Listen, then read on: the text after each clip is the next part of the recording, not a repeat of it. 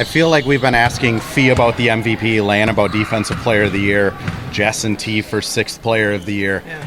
It might be time to ask you, what are your thoughts on being... Well, I was going to say, what are your thoughts on being maybe a back-to-back coach executive? It's not even in my realm of thoughts.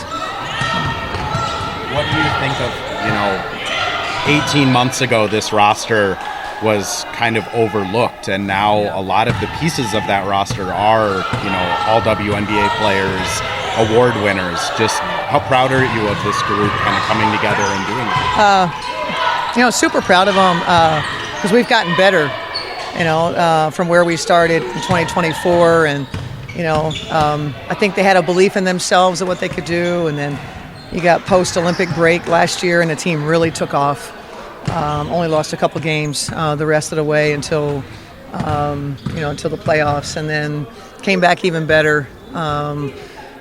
Players like Lan, who were in their first year with the team, that she signed with in free agency, now sort of solidifying like how important she is to the team and how good she is. And just seeing that kind of across the board. And then obviously Jess's return has made us even better, and really happy for Jess. And, she's the definition of a Sixth Player of the Year when you have times through the season where her starter's out and she steps in and, can perform the way that she has. And then she goes back to the bench and helps whatever way she can. That's the definition of Sixth Player of the Year. Can you talk about Carrington, how it's been having her and what it's like? Yeah, days like today are really good for Nay because when you come to a team in the middle of the season and you don't have a lot of practice time, you're trying to, just do things on the fly or just do things that she knows. And now she can really kind of get into what it is, exactly the details, what we're trying to do. So that's what she's going through right now. We've enjoyed having Nay as an option off the bench, as we know from the very beginning. And she keeps growing in that role. And she'll be a big reason why we can be successful on a larger scale, the minutes that she gives us. So we're happy that she's here. How have you seen Natisha Heidemann? She's been depicted as a leader for the second unit. How have you seen the chemistry between the two of them having played before? Yeah. How have you seen her help Dejanay get acquainted and accustomed to this system? I mean, it's huge. I know T really appreciates having Nay because their experiences together in games, you can see it when they're moving together and the way that they connect and subtle conversations or heads of a nod of a head, that sort of thing. So their chemistry has been really important. It's really helped T to have someone, especially at practices. Their chemistry has been good. First matchup with Seattle since they acquired Brittany Sykes. They've had good guard play. Sky and Wheeler all season. Yeah. It's like how much more dynamic and what are some of the differences that Sykes brings there. Yeah, it'll be different to kind of feel it live. But in terms of what we're seeing, obviously Sykes has the ability to get by anyone at any time. She's also a good piece of their defense.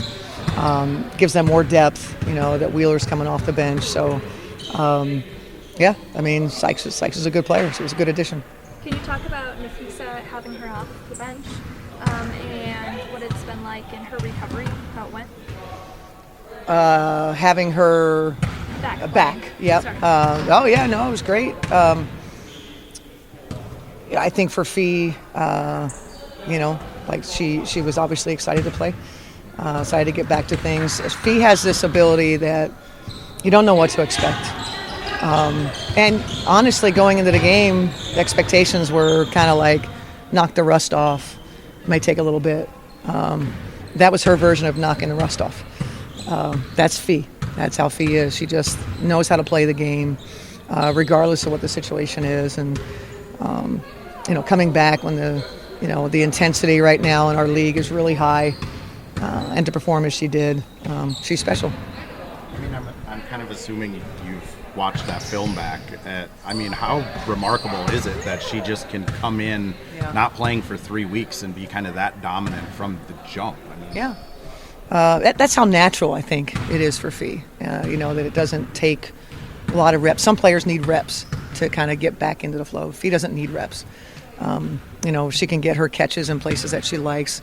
She wakes up, comes out of the bed. I think she came out of the womb with a little fall away. I think she just came out shooting that. So it's so second nature to her. And I thought we found her timely. Like the passing to her was really good and timely. Obviously her finishes with contact. Officials didn't necessarily feel like there was contact, but her finishes with contact, she did everything. Shot the three, great rhythm on that. I told her when she came back I needed her to make sure that the three ball, like we're not going to wait to get back into shooting threes. We're coming out shooting threes, and she did that well. Last summer had to be pretty zany for you. As you look back, do you appreciate more normalcy this year? Yeah. That was a summer like unlike any other. I can look back on it a little bit differently now that I'm a little further from it, and appreciate kind of what we did, both with the Lynx and then, winning gold. This is definitely more normalcy, although it's been a hectic summer, the increase in number of games, and then as we look ahead to playoffs and you hope that you're having a chance to advance in each round, and just the nature of, if you have a chance to be in the finals, to be a part of the first 7-game series. We were just saying that the addition of games in the regular season, addition of games in postseason. I mean, it's fun. I'm glad to see where our league is. Compared to the last 2 years, just how different is this year heading into the playoffs? I mean, last year you were battling for seeding. The year before you were battling for a playoff spot. This year, is it a different priority of going in healthy or resting, or just what's it like kind of being the front seat? I've been 25 years in the league, and I've seen a lot. 10 years as an assistant, obviously my time here. You've seen NBA team, at other sports, whatever. You try to learn from those scenarios. Certainly if you're playing for seeding, it's obvious what you're doing. We had a group, the dynasty years where, maybe we had a lead, and we make some choices about what we were going to do. I've watched other teams sort of go into rest mode.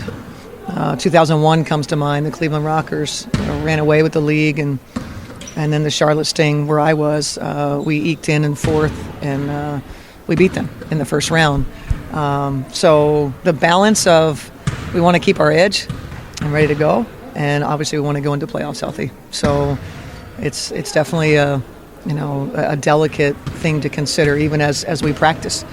But you can't take your foot off the pedal. You can't have slippage.